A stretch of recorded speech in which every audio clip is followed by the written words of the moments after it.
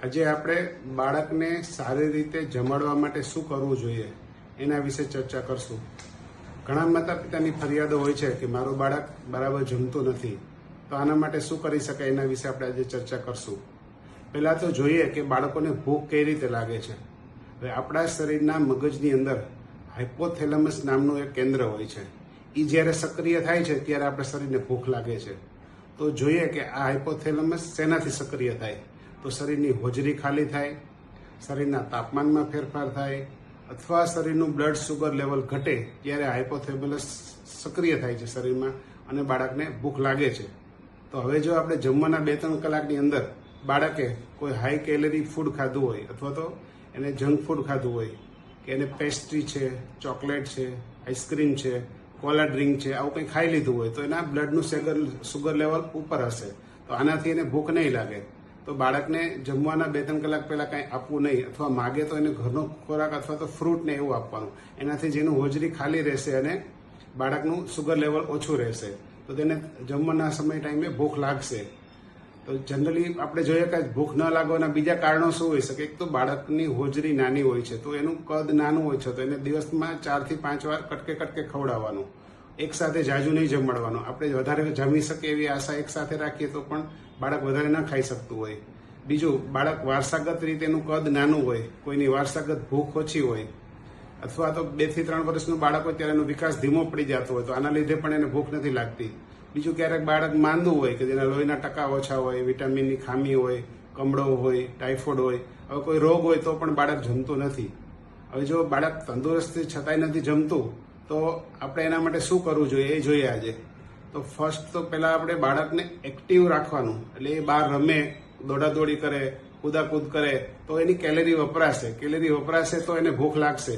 હવે બીજું જોઈએ તો કોઈ બાળકને આખો દિવસ બેઠું મોબાઈલ જોવે, ટીવી જોવે અને એનું કેલરી નહીં વપરાય તો એને ભૂખ નહીં લાગે. બીજું, બાળકને ટાઈમ ટેબલ પ્રમાણે નહીં જમાડવાનું, એને કુદરતી ભૂખ લાગવા દો. જ્યારે બાળકને ભૂખ લાગશે ત્યારે એને જમાડવાનું. બાળકને બધાના ઘરના સભ્યો સાથે બેસીને જમાડવાનું, અથવા તો એના જેવડા જે બીજા બાળકો હોય એની સાથે બેસીને જમાડવાનું.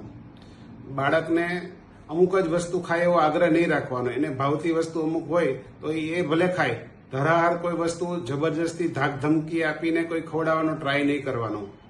બીજું, બાળકને ઘરનો સુપાચ્ય અને ઘરનો બનાવેલો ખોરાક આપવાનો. જંક ફૂડ કે બહારની વસ્તુ નહીં આપવાનું.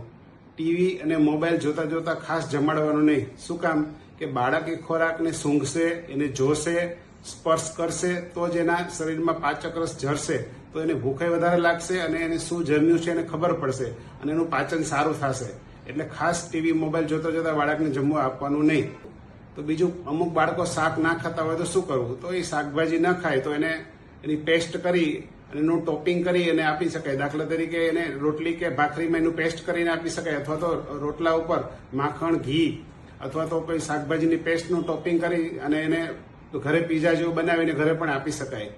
એ સિવાય હેલ્ધી ફૂડ, બીજું ઘરનું જે થાય ત્યાં સુધી ઘરનો સુપાચ્ય ખોરાક અને ઘરની વસ્તુ આપવાનો આગ્રહ રાખવાનો. બહારની વસ્તુ થાય ત્યાં સુધી આપવાની ટાળવાની. અને બીજું, દરેક ખોરાકના બાળકને મહત્વ સમજાવવાનું. દાખલા તરીકે આપણે બાળકને સમજાવીએ કે કઠોળ ખાઈએ તો શરીરમાં પ્રોટીન મળે, શરીરનું બંધારણ સારું થાય, શરીર તાકાતવાળું થાય. માખણ ખાઈએ તો શરીરમાં તાકાત આવે, આપણે છોટા લાડુ ખાઈએ તો છોટા ભીમ જેવો થાય, માખણ ખાય તો તું કનૈયા જેવો થઈશ, દૂધ પીશ તો તારા હાડકાં મજબૂત થશે. આ બધી વસ્તુના તમે વખાણ કરીએ અને એનું મહત્વ સમજાવીએ તો બાળક ખાવા પ્રત્યે પ્રેરાશે.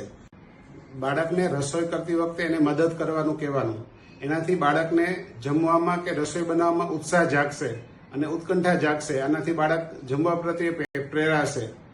બાળકનો જમવાનો સમય આનંદદાયી હોવો જોઈએ. એ સમયે તમે બાળક યારે સારું કન્વર્સેશન કરો, એટલે અથવા તો એના વખાણ કરો, અથવા બાળકોને વાર્તા કહો કે સારી વાતો કહો. એનાથી બાળક ખાવા પ્રત્યે એને રુચિ જાગશે. તો જે આપણે જે ઘરના જે તમામ પ્રયત્નો કરી મેં સમજાવ્યા એ પ્રમાણે, અને છતાંય પણ જો બાળક ન જમે તો આપણે તુરંત આપણા બાળકોના ડૉક્ટરની સલાહ લ્યો. અને એની જે કોઈ શરીરમાં રોગ છે તો આપણે નાબૂદ કરીએ તો પણ બાળક જમવાનું શરૂ કરી દેશે. અથવા ડૉક્ટરને કાંઈ ના લાગે તકલીફ તો પણ હવે નવી વિટામિનની અને ભૂખ લાગવાની ઘણી અસરકારક દવાઓ આવતી હોય છે.